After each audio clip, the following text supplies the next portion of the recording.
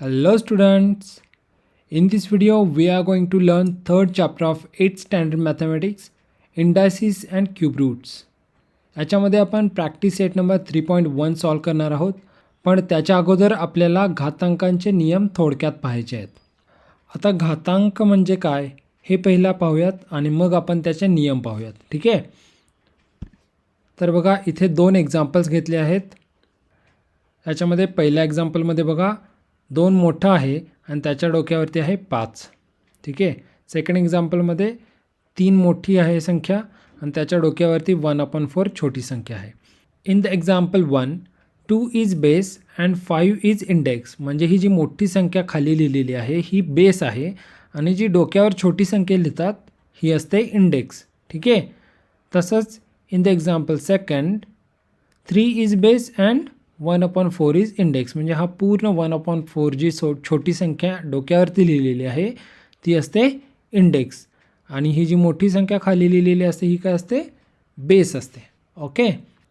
आता हे बेस आणि इंडेक्स याला मराठीत काय म्हणतात, तर बेस म्हणजे पाया आणि इंडेक्स म्हणजे घातांक. म्हणजे हा झाला पाया आणि हा इंडेक्स म्हणजे काय झालं, घातांक. तसंच हा झाला पाया आणि हा जो इंडेक्स आहे हा म्हणजे घातांक. 1/4 पूर्ण हा घातांक झाला. ठीक आहे. हे झालं बेसिक इंडायसिसचं. आता यापुढे आपल्याला इंडायसिसचे रूल्स समजून घ्यायचे आहेत, जे रूल्स वापरून आपल्याला या लेसनवरचे प्रॉब्लेम्स सॉल्व करायचे आहेत. Right. Laws of indices. Laws म्हणजे नियम. इंडायसिसचे नियम काय आहेत. If m and n are integers then, म्हणजे या केसमध्ये आपण कन्सिडर करतो की यम आणि एन हे जे आहेत म्हणजे हे जे इंडायसिस आहेत हे इंटिजर व्हॅल्यूज आहेत. ओके. तर या केसमध्ये पहिला लॉ काय सांगतो बघा, a raise to m multiply by a raise to n is equal to a raise to m plus n. म्हणजे जेव्हा बेस समान असतो आणि मध्ये मल्टिप्लिकेशन ऑपरेशन असतं त्यावेळी घातांकांची बेरीज करायची. ठीक आहे. नेक्स्ट रूल बघा, a raise to m divided by a raise to n is equal to a raise to m minus n. म्हणजे जेव्हा बेस समान असतो आणि मध्ये डिव्हिजन ऑपरेशन असतं तेव्हा घातांकांची वजाबाकी करायची. ठीक आहे. नेक्स्ट रूल बघा, inside the bracket a multiply by b bracket raise to m is equal to a raise to m multiply by b raise to m. म्हणजे काय, तर जेव्हा दोन संख्यांचा गुणाकार असतो आणि त्या दोन्ही संख्यांना ब्रॅकेटच्या बाहेर इंडेक्स असतो त्यावेळी तो इंडेक्स त्या दोन्ही संख्यांचा इंडिव्हिज्युअल असतो. म्हणजे या ठिकाणी हा जो एम इंडेक्स आहे हा एचाही आहे आणि बीचाही आहे. म्हणून आपण काय केलं, a raise to m multiply by b raise to m. ठीक आहे. नेक्स्ट रूल बघा, a raise to 0 is equal to 1. म्हणजे कोणत्याही संख्येचा इंडेक्स जेव्हा 0 असतो त्यावेळी त्याची व्हॅल्यू असते 1. म्हणजे ह्या पूर्ण संख्येची व्हॅल्यू झाली 1. आता इथे समजा 1000 रेज टू 0 असतं तर त्याची व्हॅल्यूसुद्धा 1च आली असती. 1,00,000 रेज टू 0 असतं तरीसुद्धा त्याची व्हॅल्यू 1च आली असती. म्हणजे काय की कोणत्याही संख्येचा पॉवर ज्यावेळी 0 असतो, पॉवर म्हणजे इंडेक्स, इंडेक्स म्हणजेच पॉवर, पॉवर म्हणजेच इंडेक्स, आपण काही बोलू शकतो त्याला. ठीक आहे. कोणत्याही संख्येचा इंडेक्स जेव्हा 0 असतो त्यावेळी त्याची व्हॅल्यू असते 1. ठीक आहे. नेक्स्ट बघा, a raise to minus m is equal to 1 a raise to m. म्हणजे हा जेव्हा मायनस पॉवर असतो किंवा मायनस इंडेक्स असतो त्यावेळी जेव्हा ही संख्या डिनॉमिनेटरला येते त्यावेळी त्याचा इंडेक्स होतो पॉझिटिव्ह. ठीक आहे. म्हणजे नेगेटिव्ह इंडेक्सला जर पॉझिटिव्ह करायचं असेल तर काय करायचं, पूर्ण संख्या ती डिनॉमिनेटर घ्यायची, न्यूमरेटरला 1 घ्यायचं, ती पूर्ण संख्या डिनॉमिनेटरला घ्यायची, म्हणजे त्या संख्येचा पॉवर आपला पॉझिटिव्ह करता येतो. ठीक आहे. याच्यामध्ये काही लोक असं करतील, ए रेज टू पॉवर 1/m चुकीचं आहे. ठीक आहे. पूर्ण संख्या डिनॉमिनेटरला येते आणि त्याचा पॉवर येतो पॉझिटिव्ह. नेक्स्ट लॉ बघा, a raise to m bracket raise to n is equal to a raise to m multiply by n. म्हणजे जेव्हा एखाद्या संख्येचा इंडेक्स असतो आणि त्याच पूर्ण इंडेक्सचा परत एक इंडेक्स असतो त्यावेळी त्या दोन इंडेक्समध्ये मल्टिप्लिकेशन होतं. ठीक आहे. नेक्स्ट लॉ बघा, a divided by b bracket raise to m is equal to a raise to m upon b raise to m. Clear? म्हणजे काय आहे की ए अपॉन बी पूर्ण ब्रॅकेटच्या बाहेर एम आहे, म्हणजे हा एम जो इंडेक्स आहे हा एचाही आहे आणि बीचाही आहे, म्हणून हा आपण अशा प्रकारे सुद्धा लिहू शकतो a raise to m upon b raise to m.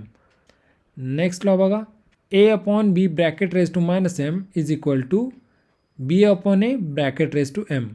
Okay, म्हणजे जेव्हा इथे नेगेटिव्ह इंडेक्स आहे त्याला पॉझिटिव्ह करायचं असेल तर काय केलं आपण, या व्हॅल्यूचा रेसिप्रोकल घेतला. ओके, ए अपॉन बी आहे त्याचा रेसिप्रोकल आहे तर बी अपॉन ए. म्हणून आपण जेव्हा पॉवर नेगेटिव्हचा पॉवर पॉझिटिव्ह करतो त्यावेळी काय होतं, व्हॅल्यूचा रेसिप्रोकल करायचा. आता हे जे आपण लॉ पाहिले आहेत त्याचं इम्प्लिमेंटेशन करूयात. ठीक आहे, 3⁵ मल्टिप्लाय बाय 3⁵. इथे काय बघा, मल्टिप्लिकेशन आहे आणि पाया सेमच आहे. करेक्ट, बेस सेम आहे. मल्टिप्लिकेशन असताना काय होतं, इंडेक्सचं ॲडिशन होतं, म्हणजे 5 + 2 = 7, म्हणजे इथे काय येणार 7. सेकंड एक्झाम्पल बघा, 3⁵ डिवायडेड बाय 3⁹. बेस समान आहे, मधी चिन्ह आहे डिव्हिजनचं, म्हणजे काय होतं, इंडेक्सचे सबस्ट्रॅक्शन होतं, म्हणजे 7 - 9 = -2, म्हणून इथे काय येणार 3⁻². नेक्स्ट बघा, 3⁴ ब्रॅकेट रेस टू 5. ह्या केसमध्ये काय होतं, ह्या ब्रॅकेटचा मतलब असतं मल्टिप्लिकेशन, पॉवरचं मल्टिप्लिकेशन, म्हणून 3⁴ मल्टिप्लाय बाय 5 = 20. देअरफॉर 3⁻20. आता बघा, 5⁻³ = आता हे मायनस इंडेक्स आहे हा पॉझिटिव्ह करायचा असेल तर काय करायला लागेल, 1/5 करायला लागेल, म्हणजे ह्या व्हॅल्यूचं रेसिप्रोकल करायला लागेल. 1/5⁻³ म्हणजे ह्या बॉक्समध्ये येणार 3. ठीक आहे. नेक्स्ट बघा, 5⁻0 कोणत्याही संख्येचा ज्यावेळी इंडेक्स 0 असतो त्याची व्हॅल्यू असते 1, म्हणजे इथे काय येणार 1. तसंच अजून एक रूल सांगतो, 5⁻1 = 5, म्हणजे जेव्हा कोणत्याही संख्येचा इंडेक्स 1 असतो तर म्हणजे त्याची व्हॅल्यू ती संख्याच येते. ठीक आहे, त्याच्यामध्ये काही चेंज होत नाही. नेक्स्ट, 5 × 7 ब्रॅकेट रेस टू 2 = हे 2 5चाही इंडेक्स आहे आणि हे 2 7चा इंडेक्स आहे, म्हणून 5⁻² × 7⁻². नेक्स्ट, 5/7⁻³ म्हणजे हा 3 5चा इंडेक्स आहे आणि 7चा इंडेक्स आहे, म्हणून 5⁻³ इथे येणार 5, इथे येणार 7. नेक्स्ट, 5/7 ब्रॅकेट रेस टू -3 = ह्या नेगेटिव्ह पॉवरचं पॉझिटिव्ह पॉवर करायचं असेल तर काय करायचं असतं, या संख्येचा रेसिप्रोकल, म्हणजे इथे येणार 7 आणि इथे येणार 5, म्हणजे 7⁵ ब्रॅकेट रेस टू 3.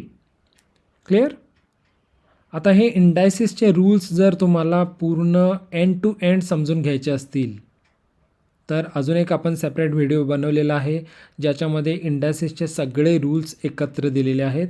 तुम्ही तो व्हिडिओ पाहून घ्या. डिस्क्रिप्शन बॉक्समध्ये लिंक देतो आहे किंवा आय बटनवरती तुम्हाला ती लिंक मिळेल. हा व्हिडिओ संपल्यानंतर त्या लिंकवरती जा आणि तो व्हिडिओ नक्की पाहून घ्या, जेणेकरून इंडायसिसवरती तुम्हाला कुठलाही प्रश्न मिळाला तरी तुम्ही सॉल्व करू शकाल. नेक्स्ट बघा, प्रॅक्टिस सेट 3.1. ह्याच्यामध्ये पहिला प्रश्न काय आहे, express the following numbers in index form. म्हणजे इथे वर्डमध्ये दिलं आहे, आपल्याला ते नंबर्समध्ये लिहायचं आहे, इंडेक्स फॉर्ममध्ये लिहायचं आहे. पहिलं एक्झाम्पल बघा, 5th√13. मग आता 5th√13 कसं लिहायचं, म्हणजे 5th रूट आणि रूटमध्ये येणार 13. आता हे आपण रूटच्या फॉर्ममध्ये लिहिलं, पण आपल्याला लिहायचं कसं आहे, इंडेक्स फॉर्ममध्ये लिहायचं आहे. त्यामुळं कसं लिहिणार, 5th√13 = 13⁻1/5. क्लिअर, 13⁻1/5 म्हणजे काय, तर जेव्हा रूट असतं त्यावेळी जितकं रूट असतं ती जी संख्या आहे ती इंडेक्सच्या डिनॉमिनेटरला येते. करेक्ट, म्हणजे हा आपला झाला बेस, आणि जर इथं रूट असेल तर हे जी व्हॅल्यू आहे ही जी 5 व्हॅल्यू आहे ही इंडेक्सच्या डिनॉमिनेटरला येणार. मग न्यूमरेटरला काय येणार, तर न्यूमरेटरला नेहमी 1 येतं. ओके, म्हणजे 5th root of 13 is equal to 13 raise to 1/5. Okay, तसंच बघा 6th रूट ऑफ 9, हा झाला बेस म्हणून 9 तसंच लिहिलं. आता रूट कितवा आहे? 6th रूट, म्हणून 6th येणार पॉवरच्या डिनॉमिनेटरला, म्हणजे इंडेक्सच्या डिनॉमिनेटरला येणार 6 आणि न्यूमरेटर 1, म्हणून 6th root of 9 is equal to 9 raise to 1/6. ठीक आहे. तसंच स्क्वेअर रूट ऑफ 256, हा झाला बेस, लिहून घ्यायचा तसाच. ओके, आणि रूट आहे म्हणून 1 स्क्वेअर म्हणजे 2, म्हणजे 256 raise to 1/2. Next cube root of 17, आता हा झाला बेस आहे तसा लिहून घेतला. नंतर काय, रूट आहे म्हणून काय, इंडेक्स येणार 1 क्यूब रूट म्हणजे काय आहे 1/3, म्हणजे cube root of 17 is equal to 17 raise to 1/3. Similarly 8th root of 100, हा झाला बेस, ॲज इट इज लिहून घेतला. रूट म्हणजे काय, इंडेक्समध्ये येणार 1 आणि कितवा रूट आहे, 8th रूट आहे म्हणून 1/8, म्हणून कसं येईल 8th root of 100 is equal to 100 raise to 1/8. आता last one 7th root of 30. ठीक आहे, बेस आहे तसा लिहून घेतला. 30 रूट आहे म्हणून इंडेक्स येणार 1 आणि कितवा रूट आहे, 7th रूट आहे म्हणून इंडेक्सच्या डिनॉमिनेटरला येणार 7, म्हणून काय होईल 7th root of 30 is equal to 30 raise to 1/7. आहे ना सोपं. नेक्स्ट क्वेश्चन पाहूयात. Question number 2, write in the form of nth root of a in each of the following numbers.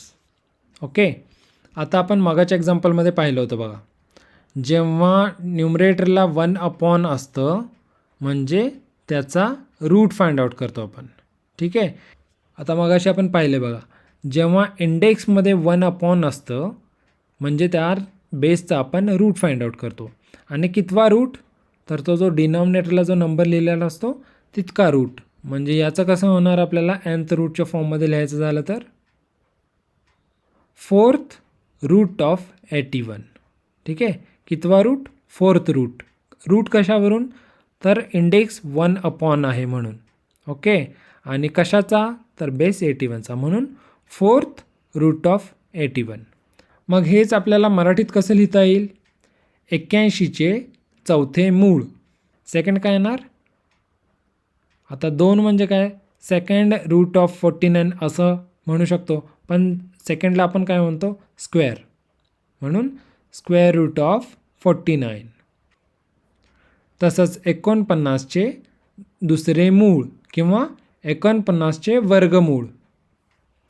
Third one 5th root of 15, 15चे 5वे मूळ. Clear.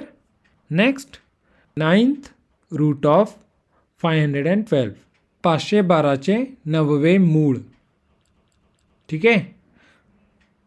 Next बघा 19th route of 100 म्हणजे 100चे 19वे मूळ. करेक्ट. नेक्स्ट बघा 7th root of 6 म्हणजे 6चे 7वे मूळ. तर या ठिकाणी आपण प्रॅक्टिस सेट नंबर 3.1 अगदी सोप्या पद्धतीने सॉल्व केलेला आहे.